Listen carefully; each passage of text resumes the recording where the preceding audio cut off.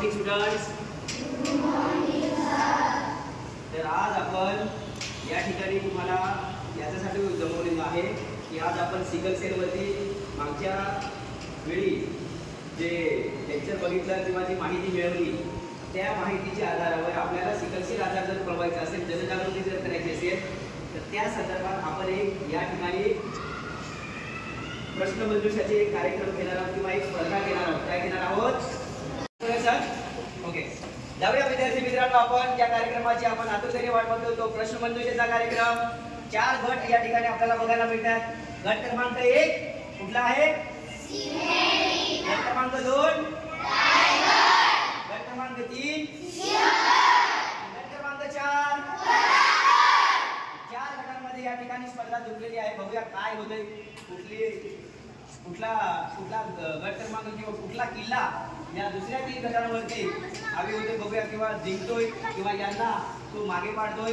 तर जाऊया गट क्रमांक 1 कडे. गट क्रमांकसाठी पहिला प्रश्न आहे, शरीरामध्ये हिमोग्लोबिनचे प्रमाण किती असायला हवे? मानवी शरीरामध्ये जे रक्तामध्ये हिमोग्लोबिन असतं त्या हिमोग्लोबिनचं प्रमाण किती असायला हवं? Option 1 8 gram, option 2 10 gram, option 3 12 ते 14 ग्रॅम आणि ऑप्शन 4 16 ग्रॅम. 12 ते 14 ग्रॅम.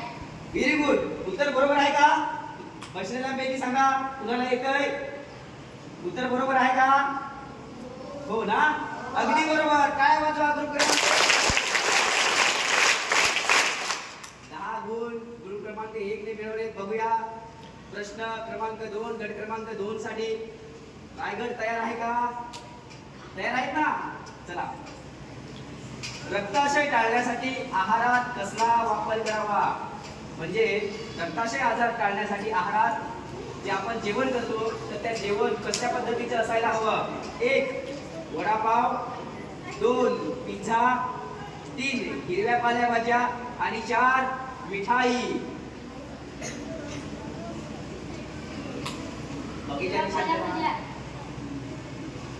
काय उत्तर सांगितले आणि ऐकले तुम्ही? आहे बरोबर आहे का उत्तर? Very good. तर ग्रुप क्रमांक 2 साठी देखील टाळ्या वाजवूया.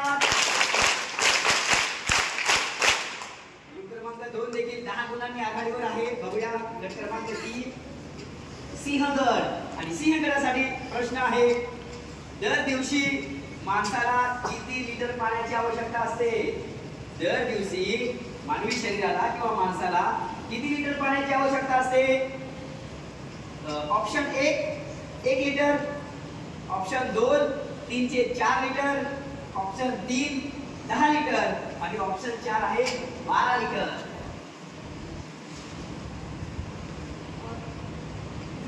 3 ते 4 लिटर. Very good.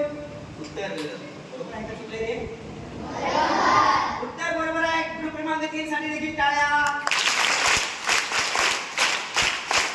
पहिल्या फेरीच्या शेवटच्या प्रश्नाकडे आपण येतोय आणि अद्याप 3ही गटाने बरोबरची उत्तरे दिली. प्रत्येक गटाने 10-10 गुण या ठिकाणी मिळवलेले आहेत. शेवटचा प्रश्न पहिल्या फेरीतला. जाऊया गट क्रमांक 4 अर्थातच प्रतापगड. सिकल सेल झालेल्या रुग्णाला कसला त्रास होतो? झोप येते, वजन वाढते, उत्साह वाढतो आणि शेवटचा ऑप्शन आहे रोग प्रतिकार शक्ती कमी होते.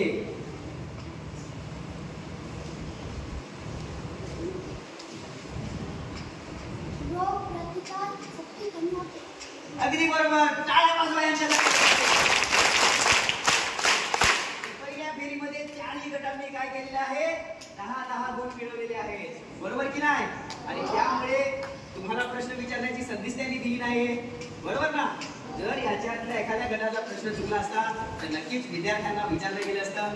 मात्र पहिल्या फेरीमध्ये सगळ्या गटांनी उत्तर बरोबर दिलेले आहेत आणि म्हणून 4ही गटांचं आपण टाळ्या वाजवून अभिनंदन करूया. आणि दुसऱ्या फेरीकडे जाऊया. ही आहे बझर फेरी. कुठली फेरी? बझर फेरी. आणि ज्या गटाला त्या प्रश्नाचे उत्तर येईल मॅच वरती असं मारायचं आहे. आपण सगळे लक्ष देऊ.